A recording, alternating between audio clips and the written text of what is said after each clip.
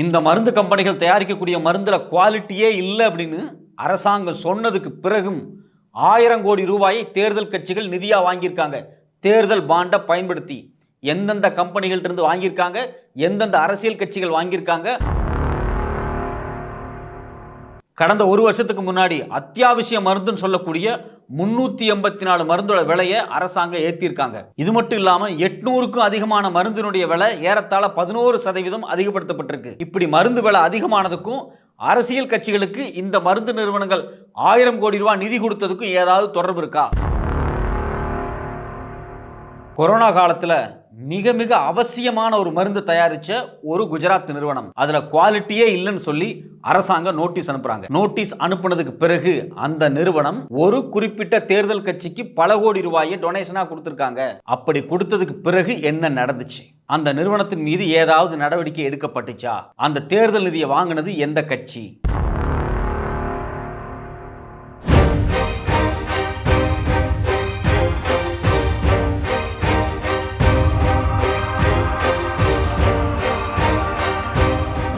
தேர்தல் பாண்ட் அப்படிங்கிற ஒரு மறைமுகமான திட்டத்தை பயன்படுத்தி இந்தியாவில் இருக்கக்கூடிய அனைத்து அரசியல் கட்சிகளும் ஒட்டு மொத்தமா சேர்த்து 16,000 கோடியை தனக்கு நன்கொடையா வாங்கியிருக்காங்க. அந்த தகவலை ஒன்னொன்னா உச்சநீதிமன்றம் தினம் வெளியிட்டு இருக்காங்க.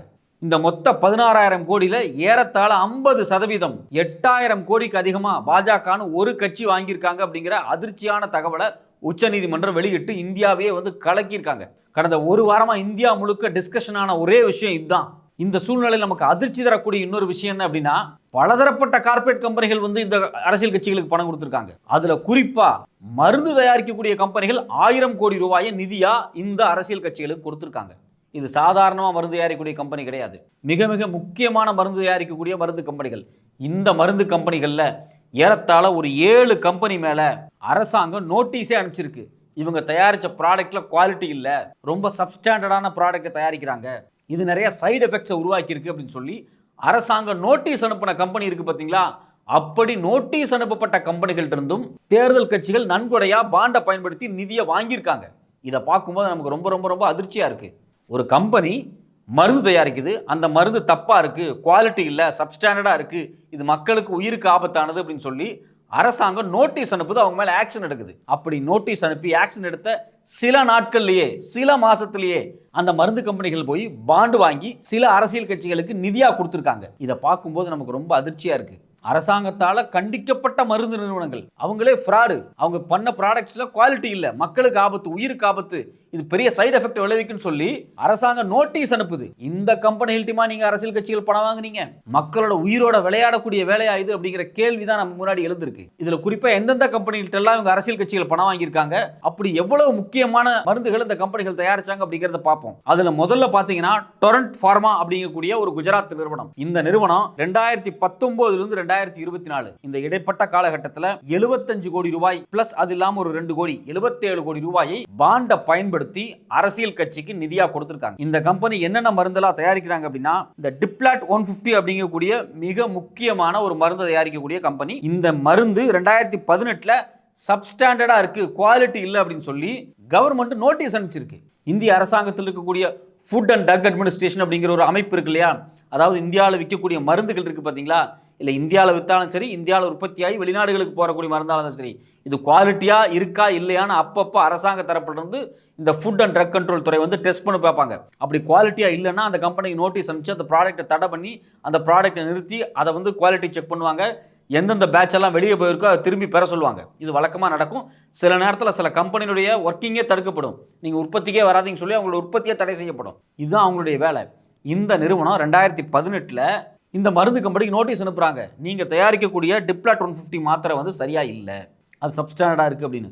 இந்த மருந்து எதுக்கு பயன்படுத்துறது அப்படின்னா, ரத்த கொதிப்பு, பிளட் ப்ரெஷர் வருது பார்த்தீங்களா, பிளட் ப்ரெஷருக்கு பயன்படுத்துறது, ஹார்ட் அட்டாக்கு, ஸ்ட்ரோக்கு, அது மட்டும் இல்லாமல் இந்த ரத்த குழாய் அடைப்பு இருக்கு பார்த்தீங்களா, அதை சரி செய்யறதுக்கான மிக மிக மிக முக்கியமான மருந்தை தயாரிக்கக்கூடிய இந்த மருந்து நிறுவனம் தான் ஒழுங்கா தயாரிக்கலன்னு நோட்டீஸ் அனுப்பப்படுது. இதெல்லாம் மக்களோட உயிர் சம்பந்தமான விஷயம். ஹார்ட் அட்டாக் இன்னைக்கு நிறைய பேருக்கு இருக்கு, பிளட் பிரஷர் இருக்கு, ஸ்ட்ரோக் வருது. இந்த நோய்களை தடுக்கக்கூடிய ஒரு மருந்தை தயாரிக்கக்கூடிய நிறுவனம் தப்பா செய்யுதுன்னு நோட்டீஸ் வந்ததுக்கு பிறகு இந்த நிறுவனம் என்ன பண்றாங்க, தேர்தல் பாண்டை பயன்படுத்தி சில அரசியல் கட்சிகளுக்கு நிதியை கைமாத்துறாங்க. கைமாற்றணுன்னு இந்த கம்பெனி மேலே எந்த ஆக்ஷனுமே எடுக்கப்படலை. இப்போ நமக்கு வரக்கூடிய கேள்வி என்னென்னா, 2019 இந்த நிறுவனம் தயாரிக்கக்கூடிய மருந்தில் சிக்கல் இருக்குன்னு அமெரிக்காவில் இருக்கக்கூடிய ஃபுட் அண்ட் ட்ரக் அட்மினிஸ்ட்ரேஷனே வந்து சொல்கிறாங்க. அவங்க குவாலிட்டி செக் பண்ணி பார்த்துட்டு இந்த மருந்தில் குவாலிட்டி இல்லை, சப்ஸ்டாண்டர்டாக இருக்குது, இது ஒரு ஃபெயிலியர் அப்படின்னு சொல்லி அமெரிக்கா வார்ன் பண்ணுது. அதுக்கு பிறகு ஏதாவது ஆக்ஷன் எடுக்கப்பட்டிருக்கானா? ஆக்ஷன் எடுக்கப்படலை. இதில் இன்னும் ரொம்ப முக்கியமான விஷயம் என்னென்னா, 2019 பிளட் ப்ரெஷரை கண்ட்ரோல் பண்ணுற லோசர் ஹெச் அப்படிங்கிற மாத்திரை தயாரிக்கக்கூடிய இந்த நிறுவனம் இருக்குது பார்த்தீங்களா, இதுக்கு இந்த மாத்திரை சரியில்லைன்னு அரசாங்கம் நோட்டீஸ் அனுப்புது. அதாவது 2019 இந்த லோசர் ஹெச்ங்கிற மாத்திரை குறித்து அரசாங்கம் நோட்டீஸ் அனுப்புது. அதுக்கு பிறகு 2021 பார்த்தீங்கன்னா நிக்கோரான் எல்வி அப்படிங்கக்கூடிய ஹார்ட் டிசீஸ் சம்பந்தமான மாத்திரை, இதை நீங்கள் சரியாக தயாரிக்கல, குவாலிட்டி இல்லைன்னு சொல்லி அரசாங்கம் நோட்டீஸ் அனுப்புது. அதுக்கு பிறகு பார்த்தீங்கன்னா 2023 இந்த டயரியாவுக்கு பயன்படுத்தக்கூடிய லோபோமைடுங்கிற மாத்திரையை நீங்கள் வந்து சப்ஸ்டாண்டர்டாக பயன்படுத்துறீங்கன்னு சொல்லி நோட்டீஸ் அனுப்புது. ஒரு நோட்டீஸ் கிடையாதுங்க, தொடர்ச்சியாக நோட்டீஸ் அனுப்பிச்சிக்கிட்டே இருந்திருக்காங்க. இந்த நிறுவனத்திலிருந்து அரசியல் கட்சி தேர்தல் பத்திரத்து மூலிமா பணம் வாங்கியிருக்காங்க. இது முழுக்க முழுக்க குஜராத்தை பேஸ் பண்ண கம்பெனி. இதே மாதிரி அடுத்தது பார்த்தீங்கன்னா ஜைடஸ் ஹெல்த் கேர் அப்படிங்கக்கூடிய இன்னொரு குஜராத் நிறுவனம். இந்த நிறுவனம் என்ன பண்ணுறாங்கன்னா 9 கோடி ரூபாய் டொனேஷனாக கொடுக்குறாங்க 2022-23. அதே மாதிரி இந்த நிறுவனம் தயாரிக்கக்கூடிய மருந்து இருக்குது பார்த்தீங்களா, இதுலேயும் குவாலிட்டி இல்லைன்னு அரசாங்கத்தால் நோட்டீஸ் அனுப்பப்பட்டிருக்கு. எப்போ அப்படின்னா 2021 கொரோனா வைரஸ் காலகட்டம் இருக்குது பார்த்தீங்களா, கொரோனா மிக மோசமாக பரவிக்கிட்டு இருந்து பார்த்தீங்களா, அப்போ மூச்சு திணறல் ஏற்படாமல் இருக்கிறதுக்கு இந்த ஆன்டிவைரல் டேப்லெட்ஸ் இவங்க தயாரிக்கிறாங்க. அதில் குவாலிட்டி இல்லை அப்படின்னு சொல்லி அரசாங்கம் நோட்டீஸ் அனுப்பிச்சிருக்கு. குறிப்பாக சொல்லப்போனால் இந்த ரெஸ்பிரேட்டரி சிண்ட்ரோம் அப்படிங்கக்கூடிய இந்த ரெஸ்பிரேட்டரி சிண்ட்ரோம் இருக்குது பார்த்தீங்களா, இதுக்கு பயன்படுத்தக்கூடிய மாத்திரை, இதில் நிறைய சைடு எஃபெக்ட் வேறு வந்திருக்கு. இதை பார்க்கும்போது நமக்கு ரொம்ப அதிர்ச்சியாக இருக்குது. கொரோனா காலகட்டத்தில் உலகமே பீதி அடைஞ்சிச்சு. ஒரு நல்ல மாத்திரை கிடைக்காதா, எப்படியாவது கொரோனாலேருந்து தப்பிச்சிடணும், லட்சக்கணக்கான மக்கள் சாகிறாங்க, தினம் சாவை பார்த்து மக்கள் மன உளைச்சல் இருக்கும்போது குவாலிட்டியே இல்லாத மாத்திரையை மருந்தை இந்த நிறுவனம் தயாரிச்சிருக்கு. இந்த நிறுவனத்தின் மேலே குஜராத் அரசாங்கம் ஏதாவது நடவடிக்கை எடுத்துச்சுன்னா எடுக்கல, நோட்டீஸ் அனுப்பிச்சிருக்காங்க. நோட்டீஸ் அனுப்புனதுக்கு பிறகு பார்த்தீங்க அப்படின்னா 2021 நோட்டீஸ் போகுது, 2022 இந்த கம்பெனி 9 கோடி ரூபாயை டொனேஷனாக ஏதோ ஒரு நிறுவனத்துக்கு கொடுக்குறாங்க. அதுக்கு பிறகு இன்னைக்கு வரைக்கும் இந்த நிறுவனம் செயல்பட்டுக்கிட்டு தான் இருக்குது. நமக்கு என்ன அதிர்ச்சியாக இருக்குது அப்படின்னா, அரசியல் கட்சிகள் பாண்டை பயன்படுத்தி பணம் வாங்கினதே தப்பு, அதில் இது மாதிரி ஃபெயிலியரான கம்பெனி, இந்த கம்பெனியின் மேலே அரசாங்கம் ஆக்ஷன் எடுத்திருக்கு. இப்படிப்பட்ட கம்பெனிகள்கிட்ட ஏன் பணம் வாங்கினீங்க? இந்த கம்பெனியினுடைய ஆப்ரேஷன்ஸை தடை பண்ணி வச்சிருக்கணும். எதுக்காக இந்த கம்பெனிகிட்ட இருந்து இவ்வளோ பணத்தை வாங்கியிருக்கீங்க? இது மாதிரி பல கேள்விகள் நம்ம முன்னாடி எழுது. இதே மாதிரி தான் பார்த்தீங்கன்னா கிளென்மார்க் அப்படிங்கக்கூடிய இன்னொரு கம்பெனி, இவங்க வந்து பிளட் ப்ரெஷர் மாத்திரை தயாரிப்பாங்க, டெல்மான்னு சொல்லக்கூடிய பிளட் ப்ரெஷர் மாத்திரை. இந்த கம்பெனிக்கு 2022-23 நோட்டீஸ் அனுப்பப்பட்டிருக்கு. நீங்கள் தயாரிக்கக்கூடிய இந்த டெல்மா அப்படிங்கக்கூடிய பிளட் ப்ரெஷர் மாத்திரையில் குவாலிட்டி இல்லை, ஸ்டாண்டர்ட் இல்லை அப்படின்னு சொல்லிட்டு. அதுக்கு அடுத்த வருஷமே பார்த்தீங்க அப்படின்னா இந்த நோட்டீஸ் அனுப்பிச்சு சில மாதத்துலேயே இந்த கம்பெனி 9 கோடி ரூபா பாண்டை வாங்கி ஏதோ ஒரு அரசியல் கட்சி கொடுத்துருக்கு. அதுக்கு பிறகு ஏதாவது ஒரு சீரியஸான ஆக்ஷன்ஸ் இந்த நிறுவனத்து மேலே எடுத்திருக்காங்களான்னா இல்லை. இப்போ இதே மாதிரி தான் பார்த்தீங்கன்னா hetero labs and hetero health care 39 கோடி ரூபா பாண்டு வாங்கி ஏதோ ஒரு அரசியல் கட்சிக்கு கைமாற்றி கொடுத்துருக்காங்க. ஏன்னா இவங்க மேலேயும் பல கட்ட நோட்டீஸ் அனுப்பப்பட்டிருக்கு.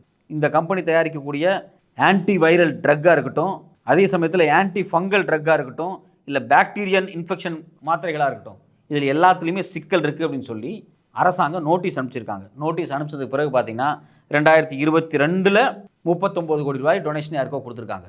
ஏன்னா ஜூலை 2021 நோட்டீஸ் வருது, பிறகு டிசம்பர் 2021 நோட்டீஸ் வருது, இடையில அக்டோபர்லேயும் ஒரு நோட்டீஸ் வருது. ஒரே வருஷத்தில் 3 தடவை இந்த நிறுவனத்துக்கு நோட்டீஸ் அனுப்பப்பட்டிருக்காங்க. இது எல்லாமே கொரோனா காலகட்டம். இப்போ கொரோனா காலகட்டத்தில் தயாரிக்கக்கூடிய anti bacterial, anti viral, anti fungal டிசீஸ்க்கான மாத்திரைகளை தயாரிக்கக்கூடிய இந்த நிறுவனங்கள் தவறு பண்ணியிருக்காங்க, இவங்க ப்ராடக்ட்டில் குவாலிட்டி இல்லை அப்படின்னு சொல்லி அரசாங்க நோட்டீஸ் அனுப்பிச்சதுக்கு பிறகு 22 39 கோடி ரூபாய் டொனேஷனாக கொடுத்துருக்காங்க. 2023 10 கோடி ரூபாய் டொனேஷனாக கொடுத்துருக்காங்க. திருப்பி 2023 இன்னொரு 11 கோடி ரூபாய் டொனேஷன் கொடுத்துருக்காங்க. ஆல்மோஸ்ட் 60 கோடி ரூபாயை டொனேஷனாக தேர்தல் பத்திரத்தை பயன்படுத்தி இந்த மருந்து கம்பெனி கொடுத்துருக்கு. யாருக்கு கொடுத்துச்சு? இப்போ இதே மாதிரி தான் பார்த்தீங்கன்னா சிப்லா ரொம்ப பெரிய கம்பெனி இது. இந்த கம்பெனிக்கு 2018 2029 இந்த இடைப்பட்ட காலத்தில் பார்த்தீங்க அப்படின்னா 4 தடவை ஷோகேஸ் நோட்டீஸ் அனுப்பிச்சிருக்காங்க.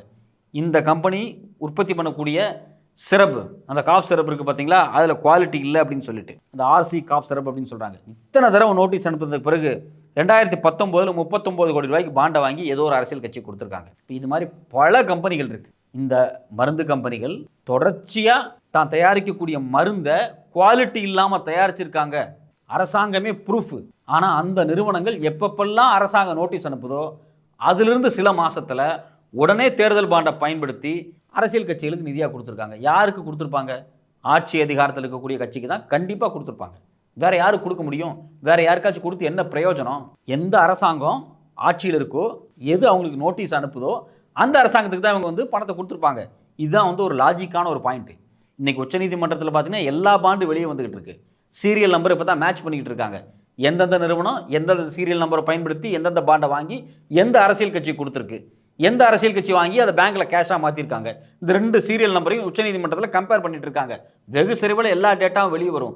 இந்த மருந்து கம்பெனிகள் இருந்து மக்களுக்கு விரோதமான காசை எந்தெந்த நிறுவனம் வாங்கியிருக்கு, எந்தெந்த நிறுவனம் கொடுத்துருக்கு, எந்தெந்த அரசியல் கட்சி வாங்கியிருக்கு அப்படிங்கிறத இன்னும் ஒரு நாட்களுக்குள்ள எல்லாமே வெளியே வரும். இதில் இன்னொரு முக்கியமான விஷயம் என்ன அப்படின்னா, இதே 2022, 23, 24 இந்த காலகட்டத்துக்கு பார்த்தீங்களா, இந்தியாவில் இருக்கக்கூடிய எசென்சியல் மெடிசின்ஸ் அத்தியாவசிய மருந்துன்னு சொல்லக்கூடிய ஏறத்தாழ 384 மருந்துகளுடைய விலை அதிகப்படுத்தப்பட்டிருக்கு. அது மட்டும் இல்லாமல் ஒட்டுமொத்தமாக 800 மருந்துகளுடைய விலை அதிகப்படுத்தப்பட்டிருக்கு.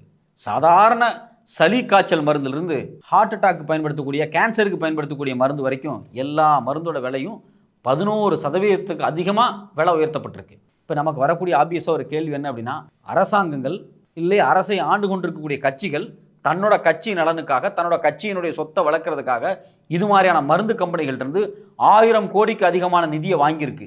இது ஒரு பக்கம் நடந்துகிட்டு இருக்கு. இன்னொரு பக்கம் மக்கள், ஏழை எளிய மக்கள் பயன்படுத்தக்கூடிய மருந்தினுடைய விலை அதிகமாயிருக்கு.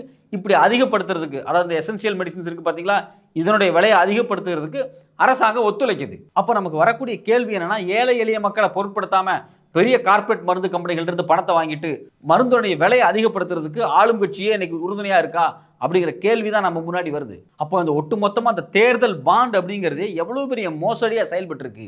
மக்களுக்கு தெரியாம அரசியல் கட்சிகள் இது மாதிரியான மருந்து கம்பெனிகள் இருந்து கூட பணம் வாங்கியிருக்காங்க அப்படிங்கிற தகவல் ஒன்னொன்னா வெளியே வர இந்த தேர்தல் பத்திரம் இந்தியாவில் இவ்வளோ பெரிய மோசடியை செஞ்சிருக்கு. இதுல குறிப்பா பார்த்தீங்க அப்படின்னா, மக்களோட அத்தியாவசிய தேவைக்கு பயன்படுத்தக்கூடிய நெஞ்சு வலி மாத்திரையாக இருக்கட்டும், இல்லை கேன்சர் மாத்திரைகளாக இருக்கட்டும், இல்லை கொரோனா காலத்தில் பயன்படுத்தக்கூடிய மாத்திரை மருந்துகளாக இருக்கட்டும், இதை தயாரித்த நிறுவனங்கள் தான் இன்றைக்கி வசமாக மாட்டியிருக்காங்க. கொரோனாவால் மக்கள் சாகிறதை கூட பொருட்படுத்தாமல் இந்த நிறுவனங்கள்கிட்ட கூட இங்கே இருக்கக்கூடிய அரசியல் கட்சிகள் பாண்டை பயன்படுத்தி திருட்டுத்தனமாக இவ்வளோ பணத்தை வாங்கியிருக்காங்களா அப்படிங்கிற கேள்வி தான் நம்ம முன்னாடி எழுது. இன்னும் தெளிவாக சொல்ல போனால், எந்தெந்த அரசியல் கட்சிகள் இந்த மருந்து கம்பெனிகள்கிட்ட குறிப்பாக சொல்ல போனால் இந்தந்த மோசடி செஞ்ச மருந்து கம்பெனிகள்ட்ட இருந்து பணம் வாங்குறாங்களோ அவங்க குறித்தான தகவல் வெளிவரணும், அவங்களுடைய முகத்திரை கிழிக்கப்படணும் அப்படிங்கிறது தான் நம்மளுடைய மிக முக்கியமான எதிர்பார்ப்பாக இருக்குது.